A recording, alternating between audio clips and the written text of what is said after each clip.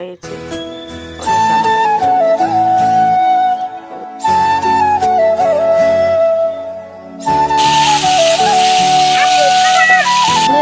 তোমরা সবাই কেমন আছো? আশা করি সবাই ভালো আছো। আয়ুষী লাইফস্টাইলে সবাইকে স্বাগত জানাই। তার সকাল সকাল দেখো এক গাদা জামা কাপড় নিয়ে শুরু হয়ে গেছে জামা কাপড় ভাঁজ করা নিয়ে। তো আগের দিনে তো যাওয়া হয়েছে বিয়ে বাড়িতে, তো বিয়ে বাড়ির জামা কাপড় রয়েছে সবগুলোই কিন্তু ভাঁজে ভাঁজে রেখে দিচ্ছি শুকেছে। আর যেগুলো ধোয়া হয়ে গেছে ওগুলো রেখে দিচ্ছি শুকেছে ভাঁজ করে। আর যেগুলো ধোয়া হয়নি ওগুলো কিন্তু আমি কলের পাড়ে গিয়ে ধুয়ে দেবো।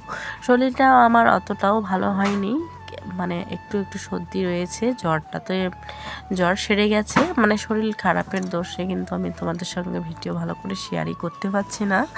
আর সকাল সকাল বিছানাটাও পরিষ্কার করব, এদিকে জামা কাপড়গুলোও পরিষ্কার করব। এদিকে তো মেয়ে তো দেখতে পাচ্ছ সকালবেলা উঠে কিন্তু ঘোরাঘুরি শুরু করে দেয়, আর আমার কিন্তু খুবই অসুবিধা হয় কাজকর্ম করতে। নিজের মেয়েকে সামলাবো না, কাজে ব্যস্ত থাকবো। তো এখন সময় পেয়েছি জামা কাপড়গুলো ভাঁজ করে রাখার। ওই বিছানায় খেলতে বসিয়ে দিয়েছি, আর আমি কিন্তু এদিকে আমার বিছানার চাদরটা সবগুলো পরিষ্কার করে নেবো। এদিকে কাজকর্ম করতে করতে এদিকে তো রান্নাবান্না করে কিন্তু খাওয়ারের সময় পাইনি। তখন কিন্তু 12টা নাগাদ বাজে, হয়তো 12টা 1টার দিকে দেখিয়ে দিই এদিকে চলে আসছে কাকি শাশুড়ি ওরা। তো যাই হোক আমি আমার ঘরের কাজকর্মগুলো করার সময় পেয়েছি। তারপরে বাইরের যেগুলো কাজ রয়েছে, তারপর মেয়েকে নিয়ে চলে গেলাম আবার সেন্টারে যেহেতু দরকার ছিল, মেয়েকে মেপেছিল আর কি, মানে কেজি 11 কেজির মতো হয়েছে আর কি। বয়স হিসাবে কেজিটা কিন্তু খুবই কমই হয়েছে। তার কারণে কিন্তু বলেছে যে কিছু মেয়েকে কিছু না কিছু খাওয়াবা, মানে ওজনটা খুবই কম হয়ে গেছে। ওজনটা কিন্তু কম হলে খুবই অসুবিধা হয় বাচ্চার। শব্দর কারণে কিন্তু ভয়েসটা বন্ধ করে দিয়ে মোবাইলটা বন্ধ করে রাখলাম। দেখলাম খুবই শব্দ হচ্ছে, ঘরে যেহেতু শাটারিং লাগাচ্ছে তার জন্য কিন্তু খুবই শব্দ হচ্ছে।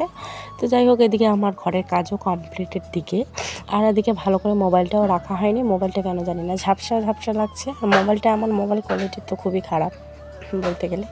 তো যাই হোক একটা বিছানা যেহেতু পরিষ্কার করা হয়ে গেল, মেয়েও চলে গেল বাইরে খেলতে খেলতে। দেখতে তো পাচ্ছ বিছানায় পুতুল টুতুল পড়ে রয়েছে।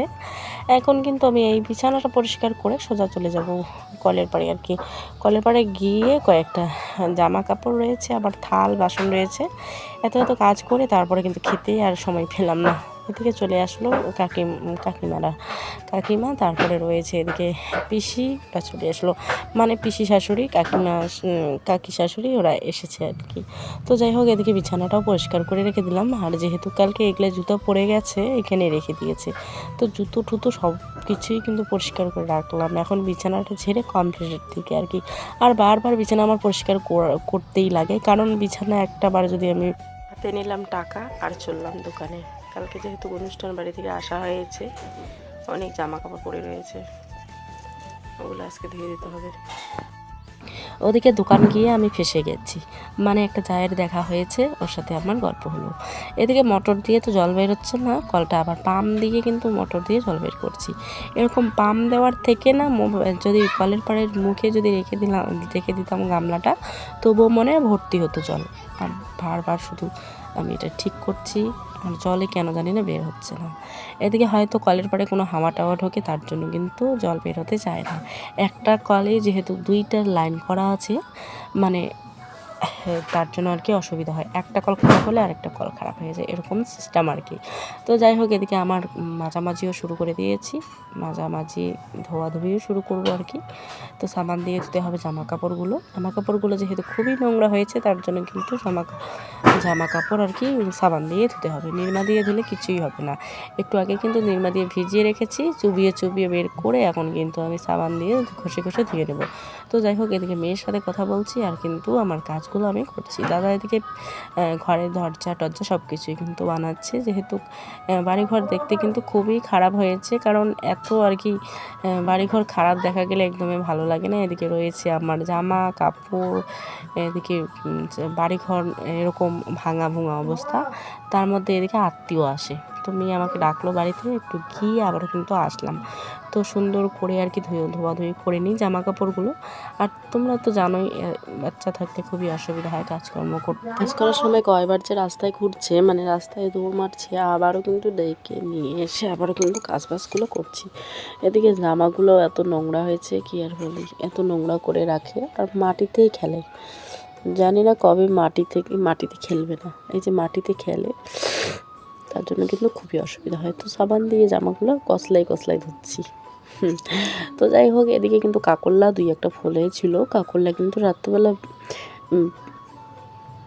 গাছ থেকে পাড়িয়ে রান্না করতে হবে, মানে ভাজা করব আর কি। তো যাই হোক, এদিকে সয়া টয়া সব কিছুই কিন্তু ধুয়ে দেওয়া হচ্ছে। এদিকে মেয়ের কিন্তু জামা কাপড় নোংরা হয়, কারণ কি বলো তো বন্ধুরা, যেটাই খাক না কেন জামায় লাগায় সব কিছুই আর কি জামায় লাগিয়ে থাকে। আর আমিও কিন্তু বাচ্চা মানুষের মতো নাইটিগুলো যে পরি না, এগুলাতে হলুদের দাগ লাগিয়ে রাখি, তারপরে হাড়ির কালি লাগিয়ে রাখি, এরকম ব্যাপার আর কি। আর আমার বরমশাই কিন্তু এই জামাটা যেহেতু পরে গেছে, এই জামাটাতে কিন্তু মাংসের তেলের দাগ লাগিয়েছে। তো জামাটার তেলের দাগটা মানে ঘষে আর কি ধুয়ে দিচ্ছি। এদিকে ধুয়ে দেওয়া একদমই কমপ্লিট হয়ে গেলে আর একটা কিন্তু গেঞ্জি সেট রেখে চলে আসছি, মানে গেঞ্জি সেটটা শুকোতে দিয়েছি, কি জানি কি হয়েছে, মনে হয় হাওয়াতেই পড়ে গেছে, এরকম ব্যাপার হতে পারে। তারপরে জামাগুলো সুন্দর করে ধুই। তো যাই হোক, জামাগুলো ধুয়ে বাড়িতেই শুকোতে দিয়েছিলাম, এরকম হয়ে গেছে আর কি। হাওয়াতে হয়তো কোনোখানে পড়ে গেছে, জঙ্গলে হোক আর যেখানেই হোক পড়ে গেছে। আর লাইট ধরে যাইনি আর কি দেখিনি। তো যাই হোক, এদিকে আমার ধোয়া একদমই কিন্তু কমপ্লিটের দিকে। কলের ভিতরে কিন্তু পাইপটা লাগিয়ে দিয়ে এখন জামাগুলো ধুয়ে নিই। আর শরীরটা খারাপের জন্য কিন্তু আমার পুরো একদম কথা বলতে অনেকটাই কষ্ট হচ্ছে। তার মধ্যে কিন্তু খুবই হিমশিম লাগছে, কি করব কি না করব কিছুই বুঝতে পারছি না, এরকম ব্যাপার আর কি। তো এগুলো টিন যে জড়িয়ে নিচ্ছে একসাথে, তো এগুলো টিন দিয়ে কিন্তু একটা দরজা হবে বাইরে, যেহেতু কুত্তার অত্যাচার, তার জন্য কিন্তু এইটা দরজাগুলো লাগাচ্ছে। আর আগে যে ছোটো একটা গেট ছিল, ওই গেটটাও কিন্তু ভেঙে রাখবে আর কি, ওই একদমই শর্টকাট করে দেবে। আর আমাদের উঠানটা আর কলের পাড়টা, মানে উঠানে আসলে কলের পাড়টা দেখা যাবে, এরকম ব্যাপার আর কি। তো যাই হোক, এরকমই করে দিচ্ছে, কি করবে এখন, করার মতো কিছুই নেই। তার মধ্যে বাড়িটাও তো ঘিরতে হবে চারিদিকে, তাই না, ফাঁকা তো রাখলে হবে না। কোনো সময় এরকম হয়ে যায় বাড়িতেই থাকে, বাড়িতে না থাকলে এদিকে চারিদিকে ঘেরা দিতে হয়, কোন সময় কি হবে না হবে বলা মুশকিল, তাই না। তো যাই হোক, এদিকে আমার জামা কাপড় ধোয়া কিন্তু একদমই কমপ্লিট হয়ে গেল। এখন কিন্তু জামাগুলো শুকোতে দিচ্ছি, মানে আমাদের ঘরের ভিটিতে যেহেতু একটা টার বানিয়ে দিয়েছে চারিদিকে, ওই টারটাই কিন্তু শুকোতে দিচ্ছি। যাই হোক, ঘর হোক আর না হোক, কিন্তু আমাদের টারটা তো হয়েছে, তাই না, তো জামা তো শুকোতে দিতে পারবো। আর মেয়ের কিন্তু অনেকগুলা জামা ধুয়ে দেওয়া হয়েছে। আমি যেগুলো জামা রেখে গেছি ঘরে, ওগুলো জামা তো ঘরেই ছিল। শাশুড়ি মা তো ধরে নাও ঘরের কিন্তু মোছামুছি বলতে কিছু না, ঝাড়টা পর্যন্ত দেয় না। একটু যদি ঝাড় দিত তাহলে কিন্তু ভালোই থাকতো ঘরটা, তো ঝাড়টার কিছুই নেয়নি। বাড়িতে এসে এত কাজের চাপে পড়েছি, আমি আর মোবাইল ধরতে পারিনি, এরকম অবস্থা। আর আমাদের মেয়ে মানুষের কপালে এরকমই জুটে যে কাজ করেই ব্যস্ত থাকতে হয়।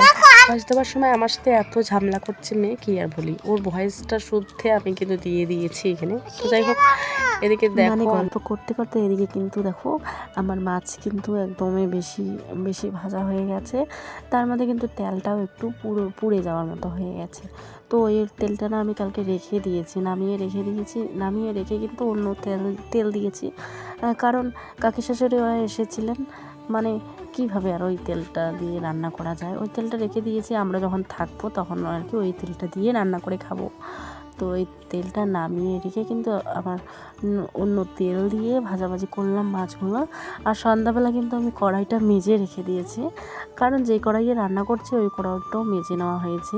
এটা যখন আমরা আলাদা হয়েছি তখন কিন্তু এইটা আমার বরমশাই কিনে দিয়েছে আমাকে, এই কড়াইটা। তো এই কড়াই থেকে রান্না করেছি।